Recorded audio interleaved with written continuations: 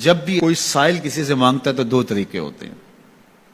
کچھ سائل ایسے ہوتے ہیں جو کوئی بات نہیں کرتے، سیدھا کے ہاتھ پھیلا دیتے ہیں. ایک تو سائل یہ ہے. اور سائل مانگنے والے جو بڑے اچھے طریقے سے مانگنے کا بھی فن جانتے ہیں تو ان کا طریقہ یہ نہیں ہوتا کہ کسی کے آگے جا کے بس ہاتھ پھیلا دیں. پہلے وہ اس کی تعریفیں کرتے ہیں،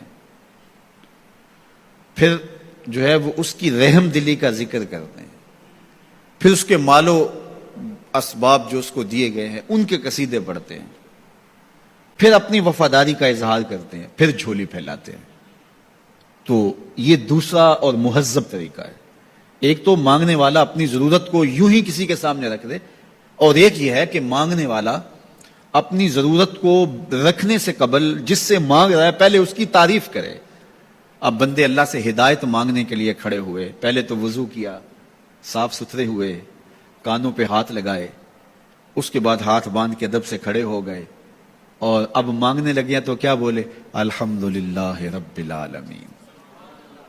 وہ آتے ہیں نا مانگنے والے دروازے پہ تو کہتے ہیں دوبارہ وسدہ روے، فلاں ہو فلاں ہو، وہ تعریفیں کرنے لگ جاتے ہیں. تو یہ مرحلہ ہوتا ہے. ابھی اس نے سوال لب پہ نہیں لایا ہوتا تو گھر والا پہلے بچے کو کہتا ہے جا اتنے پیسے اس کو دے کے آ.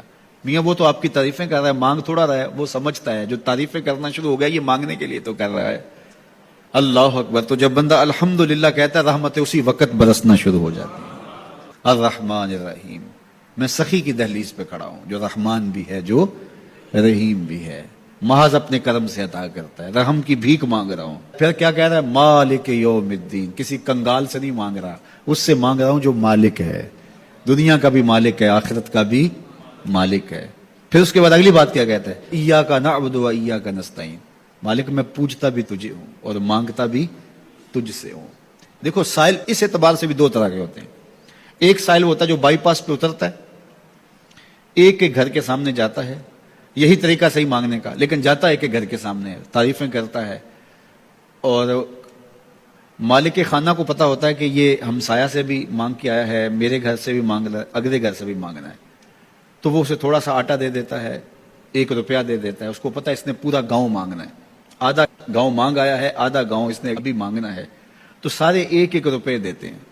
ایک تو سائل وہ ہے جو در در پہ جاتا ہے، اور ایک سائل بائی پاس سے اترا، وہاں سے پل عبور کیا، پھر گلی سے گزرتے ہوئے یہاں آیا، اور یہاں آ کے آپ کے ساتھ اس نے کہا کہ میں کسی در پہ نہیں گیا، آپ کے پاس آیا ہوں، اب آپ نے میری ضرورت پوری کرنی ہے. تو پھر 8 آنے 5 روپے تو نہیں دیے جائیں گے، پھر تو جو میری استطاعت ہوگی، جو آپ کی استطاعت ہوگی، اس استطاعت کے مطابق دیں گے کہ یہ سارا شہر چھوڑ کے آیا ہے، یہ کسی سے نہیں مانگتا، یہ مجھ سے ہی مانگتا ہے. تو پھر آپ اس کی ضرورت پوری کریں گے. اگر آپ کے بس میں ہوا تو مانگنے والا کیا کہہ رہا ہے؟ ایاک نعبد. یہ پیشانی کہیں اور نہیں جھکتی، وایاک نستعین. یہ جھولی کسی اور چوکھٹ پہ پھیلتی نہیں. وہ کریم، وہ مالک رب جو تمام جہانوں کا رب ہے، میں اس کی دہلیز پہ کھڑا ہوں اور آیا سیدھا اسی کی دہلیز پہ ہوں، نہ اس سے پہلے کسی در پہ گیا ہوں نہ اس کے بعد کسی در پہ جانا ہے. تو پھر مالک بھی کرم نوازیاں اور رحمتیں اس کی جھولی میں ڈال دیتا ہے. اب اتنی لمبی تمہید باندھنے کے باوجود مانگا کیا؟ ذرا غور کیجئے. یہ وہ ہے جو ہم ہر روز ہر نماز کی ہر رکعت میں مانگتے ہیں، اور مانگنے کا طریقہ کتنا خوبصورت ہے. اور مانگنے والے یوں ہی مانگا کرتے ہیں، پہلے جس سے مانگنا اس کی تعریفیں کرتے ہیں.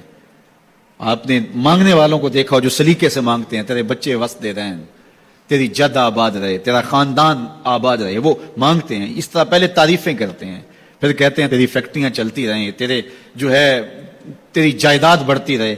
تو وہ اس کے خزانوں کا ذکر کرتے ہیں، اور پھر کہتے ہیں کہ یہ فقیر نمانا تیری چوکھٹ پہ آیا ہے، اس کی ضرورتیں تو پوری کر دے. اب بندہ بھی اللہ کے حضور جب حاضر ہوتا ہے تو مانگنے کا سلیقہ کیا ہے؟ سب سے پہلے کہتا ہے الحمدللہ رب العالمین.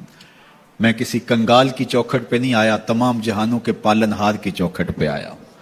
اسی کی تعریفیں اختیاری بھی غیر اختیاری بھی، واسطے کے ساتھ بھی بلا واسطے کے ساتھ بھی. اسی کی خوبی ہیں، سارے اسی کے کمال ہیں، وصف سارے اسی کے ہیں. پھر اس کے بعد کہتا ہے الرحمن الرحیم. وہ رحمان بھی ہے، وہ رحیم بھی ہے. پھر اس کے بعد کہتا ہے مالک یوم الدین. وہ دنیا کا ہی مالک نہیں، آخرت کا بھی مالک ہے، یوم حساب کا بھی مالک ہے. پھر اس کے بعد اپنی وفاداری جتلاتے ہوئے کہتا ہے ایاک نعبد و ایاک نستعین. مالک سارا جہاں بس رہا ہے، میں نے کسی سے نہیں مانگا، میں نے جھولی تیری چوکھٹ پہ پھیلائی ہے. میری پیشانی تیرے حضور جھکتی ہے، یہ پیشانی کسی اور کے حضور کبھی نہیں جھکی نہ جھکے گی۔ یہ سب عرض کرنے کے بعد پھر مانگتا کیا؟ اہدنا الصراط المستقیم، مالک مجھے سیدھی راہ پہ چلا دے، میں تیرے حضور آیا ہوں، مجھے ہدایت کا نور عطا کر دے۔ انشاءاللہ یہ ہدایت